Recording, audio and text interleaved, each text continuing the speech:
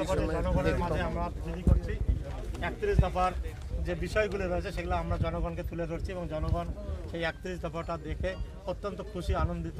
তারা মনে করতেছে আগামীতে বিএনপিকে তারা ভোট দিতে চায়, ধানের শীষে ভোট দিতে চায় বা 31 দফা বাস্তবায়ন চায়।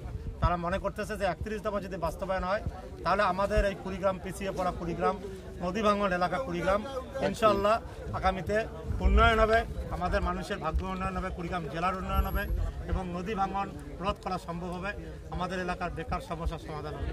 একটা প্রশ্ন সেটা হচ্ছে যে আমরা ইতিমধ্যে বিভিন্ন গণমাধ্যম কর্মী এবং নেতাকর্মীদের মাধ্যমে জানতে পারছি যে কুড়িগ্রাম 2 আসনে আপনি বিএনপির মনোনয়ন দৌড় এগিয়ে আছেন এবং আমরা আশা করছি আপনি মনোনয়ন পাবেন। যদি মনোনয়ন পাওয়ার পরে এমপি নির্বাচিত হন সেক্ষেত্রে এই রাজারহাট উপজেলায় নদী ভাঙন একটা প্রধান সমস্যা।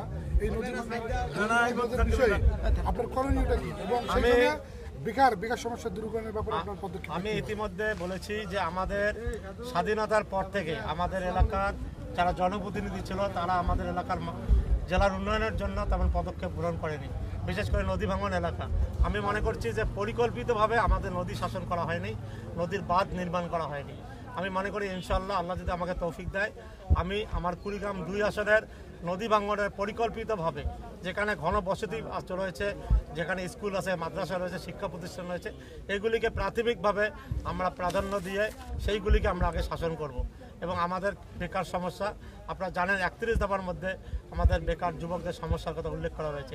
ইনশাআল্লাহ আমরা কুড়িগ্রাম জেলার বেকারদের সমস্যা সমাধানের জন্য আমরা কাজ করব, ছোট ছোট শিল্প কারখানা গড়ে তুলব এবং এখানে আমাদের বেকাররা বিশেষ করে আমাদের যে ছেলেরা তারা বিদেশে যেন যে প্রশিক্ষণের মাধ্যমে তাদেরকে প্রশিক্ষণ দিয়ে আমরা বিদেশে পাঠানোর ব্যবস্থা করবো ইনশাআল্লাহ।